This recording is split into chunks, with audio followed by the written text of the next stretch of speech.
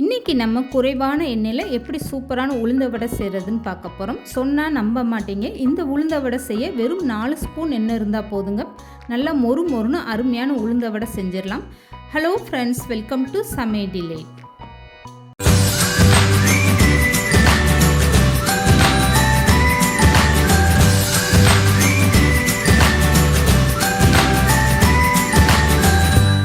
இப்போ இந்த உளுந்த வடை செய்கிறதுக்காக 1 கப் அளவுக்கு உளுந்து எடுத்துக்கோங்க. இதை ஒரு பாத்திரத்தில் சேர்த்துட்டு 1 கிளாஸ் அளவுக்கு தண்ணி ஊற்றி நல்லா பிசைஞ்சு கழுவி எடுத்துக்கோங்க. இந்த மாதிரி 3 டைம் நல்லா தண்ணி ஊற்றி கழுவி எடுத்துக்கோங்க. இப்போ உளுந்தை நல்லா கழுவி எடுத்தாச்சு. இதுக்கப்புறம் 1 கிளாஸ் அளவுக்கு தண்ணி ஊற்றி இந்த உளுந்தை ஊற வச்சுருங்க. குறைஞ்சது 20 நிமிஷம்னாலும் இந்த உளுந்து நல்லா ஊறட்டும். அதுக்கப்புறமா அரைச்சி எடுத்துக்கலாம். அதிக டைம் நீங்கள் உளுந்தை ஊற வைக்கக்கூடாது. குறைஞ்ச அளவுக்கு 20லேருந்து 30 நிமிஷம் உளுந்து ஊறினா போதும். இப்போ பாருங்கள், 20 நிமிஷத்தில் ரொம்பவே சூப்பராக இந்த உளுந்து ஊறிடுச்சு. ஊறின உளுந்தம்பருப்பு ஒரு மிக்சி ஜாரில் கொஞ்சம் கொஞ்சமாக மாற்றி அரைச்சி எடுத்துக்கோங்க. இப்போ நான் 3 கை அளவுக்கு உளுந்தம்பருப்பு சேர்த்துருக்கேன். இது கூடவே ஐஸ் க்யூப்பு சேர்த்து கொஞ்சமாக தண்ணி ஊற்றி நல்லா கெட்டியாக ஒரு பக்குவத்தில் அரைச்சி எடுத்துக்கோங்க. ஐஸ் க்யூப்பு சேர்த்து நீங்கள் உளுந்தம்பருப்பு அரைக்கும் போது மிக்சி ஜார் சீக்கிரமாகவே சூடாகாது. இப்போ உளுந்தம்பருப்பு நான் அரைச்சிட்டு வந்துட்டேன், எடுத்து காட்டுறேன் பாருங்கள். இந்த அளவுக்கு மாவு நல்லா புசு புசுன்னு எலும்பி வரணும். இந்த பக்குவத்தில் நீங்கள் மாவை அரைச்சி எடுத்துக்கோங்க. இப்போ அரைச்ச மாவை ஒரு பாத்திரத்தில் மாற்றி எடுத்துக்கோங்க. இப்போது எந்த கப்பில் நீங்கள் உளுந்தம்பருப்பு 1 கப் அளவுக்கு அளந்து எடுத்தீங்களோ அதிலே 1/4 கப் அளவுக்கு அரிசி மாவு சேர்த்துக்கோங்க.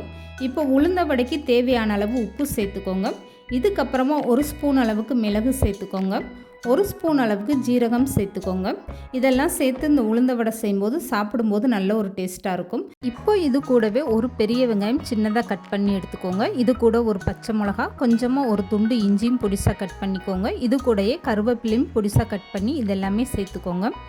இப்போ இதெல்லாம் சேர்த்ததுக்கப்புறம் கை வச்சு இந்த மாவை நல்லா மிக்ஸ் பண்ணி விட்டுருங்க. இப்போ இந்த மாவை நல்லா இந்த மாதிரி பிசைஞ்சு எடுத்துக்கோங்க.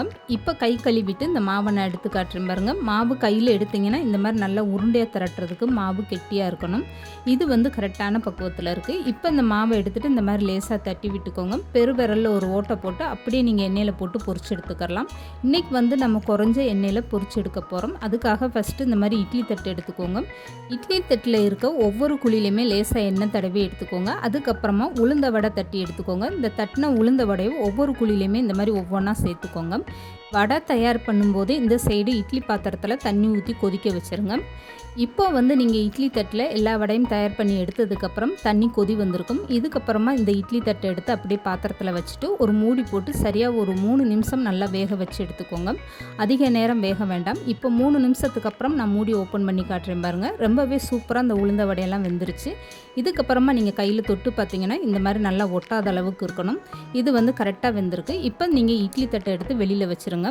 வெளியில் வச்சுட்டு ஒரு 2 நிமிஷம் நல்லா ஆற வச்சுட்டு அதுக்கப்புறமா நீங்கள் ஸ்பூன் வச்சு எடுக்கிறதுக்கு அப்படியே பிஞ்சு போகாமல் நல்லா அழகாக ரொம்பவே சூப்பராக வரும். இப்போ நான் ஒரு உளுந்த வடையை எடுத்து காட்டுறேன் பாருங்கள். எந்த அளவுக்கு ரொம்பவே சூப்பராக வருது பாருங்கள். அப்படியே கேக் எடுக்கிற மாதிரி ரொம்பவே அழகாக வந்திருக்கு. இந்த மாதிரி எல்லா உளுந்த மாவையும் நீங்கள் ஃபஸ்ட்டு வேக வச்சு எடுத்துக்கோங்க.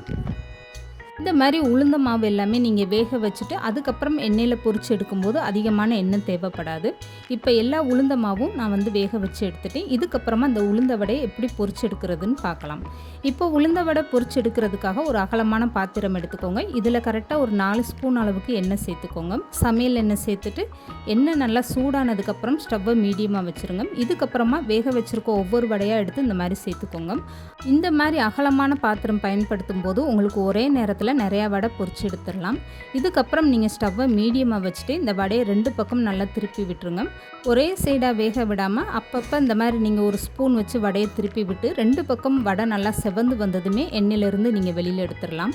இப்போ வடை எல்லாமே நல்லா செவந்து வந்ததும் நான் எடுத்து காட்டுறேன் பாருங்கள். அப்படியே கடையில் வாங்குகிற உளுந்த வடை மாதிரி பார்க்குறதுக்கு ரொம்பவே சூப்பராக இருக்கும். உள்ளுக்குள்ளே நல்லா சாஃப்டாகவும் வெளியில் கிறிஸ்பியாகவும் உளுந்த வடை ரொம்பவே அருமையாக வந்துருச்சு பாருங்கள்.